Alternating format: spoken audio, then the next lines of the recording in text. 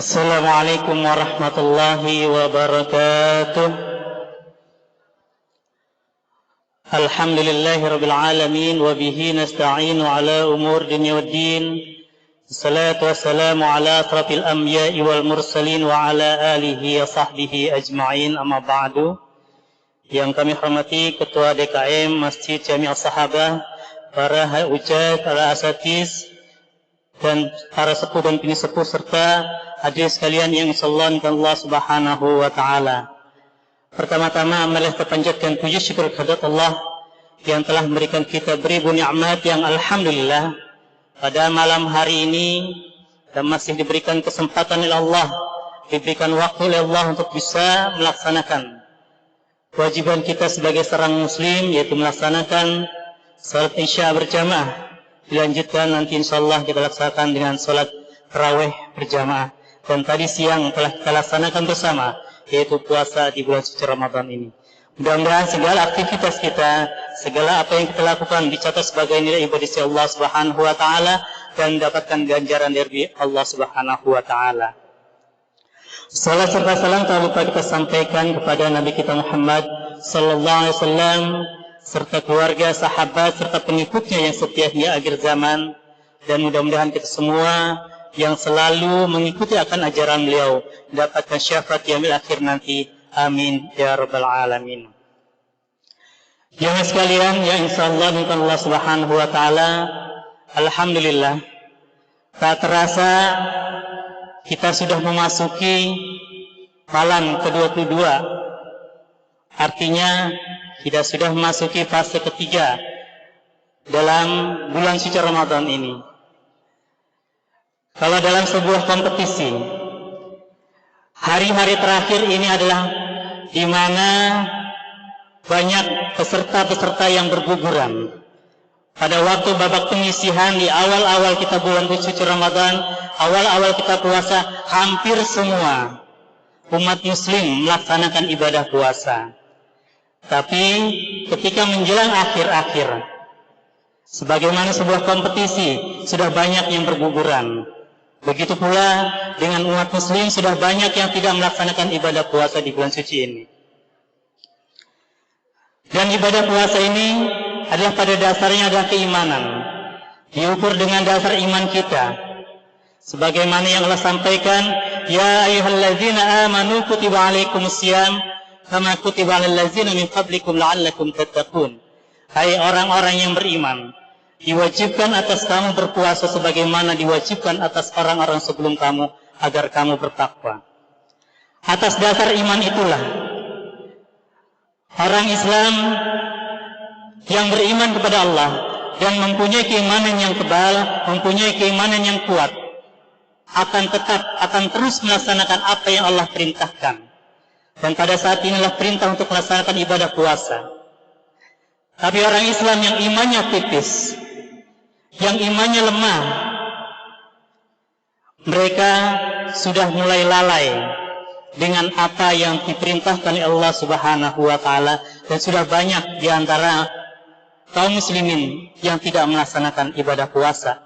Kalau kita lihat di jalan, sudah mereka sudah dengan terang-terangan makan dan minum, bahkan warung-warung yang atasnya tutup, ternyata di bawahnya ada kaki-kaki yang banyak lagi berjejeran.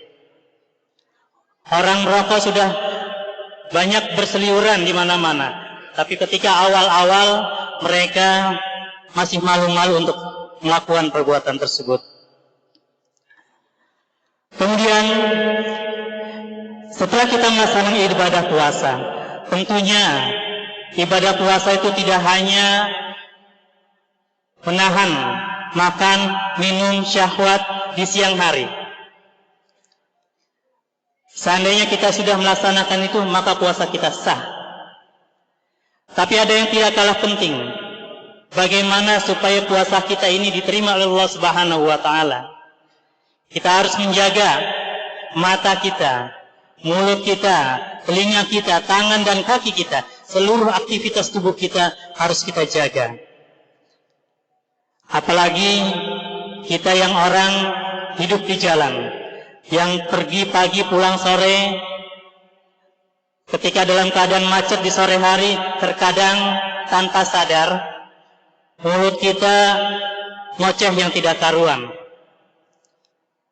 Tangan kita kadang bergerak tanpa kita hindari. Dan tentunya itu akan sangat merugikan kita yang sedang berpuasa. Sebab kata Nabi, "Rubba sha'imin laisa lahu min siyamihi illa al-ju'i wal atas." Berapa banyak orang yang berpuasa tapi tidak mendapatkan apa-apa dari puasanya tersebut kecuali lapar dan haus saja. Tentunya kita akan merasa merugi.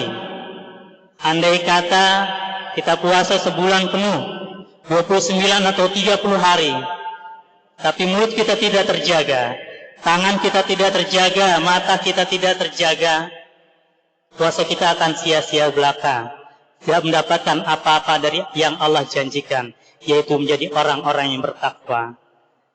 Sebab orang yang bertakwa adalah orang yang paling mulia di sisi Allah Subhanahu wa taala, yaitu inna akramakum indallahi atqakum. Sungguhnya orang yang paling mulia di sisi Allah adalah orang yang bertakwa. Dan ketika kita selesai melaksanakan ibadah puasa, maka diakhiri dengan yang namanya Idul Fitri, kembali kepada kesucian. Tentunya kita yang sudah melaksanakan ibadah puasa dengan baik, kitalah tahan makan, minum, syahwat. Di siang hari kita jaga aktivitas tangan kita, mulut kita, dan semua yang bisa membatalkan pahala puasa. Insya Allah kita berhak untuk bisa mengucapkan Idul Fitri kembali kepada kesucian. Tapi kalau seandainya kita hanya bisa melaksanakan puasa, tidak makan, tidak minum, atau dapat menahan syahwat, tapi tidak bisa menjaga mulut kita, tidak bisa menjaga mata kita, tidak bisa menjaga tangan kita, mungkin kita hanya bisa ikut-ikutan merayakan Lebaran, memakai baju bagus dan segalanya. Maka dari itu, marilah jamaah sekalian, di momen bulan suci Ramadan ini, di mana Allah melimpahkan rahmatnya, maghfirahnya, mudah-mudahan kita mendapatkan ampunan dari Allah Subhanahu wa taala, dan ibadah puasa kita diterima oleh Allah Subhanahu wa taala, dan kita berhak mendapatkan gelar yang Allah janjikan, yaitu menjadi orang-orang yang bertakwa, sehingga pada akhirnya kita akan kembali kepada kesucian yang Allah janjikan. Mungkin itu motivasi yang bisa saya sampaikan, khususnya untuk diri saya sendiri. Mudah-mudahan bisa menjaga puasa kita, dan juga jamaah sekalian, mudah-mudahan kita semua bisa menjaga puasa sehingga kita bisa mendapatkan apa yang Allah janjikan, yaitu menjadi orang-orang yang bertakwa. Kurang lebih mohon maaf. Billahi taufiq wal hidayah. Assalamualaikum warahmatullahi wabarakatuh.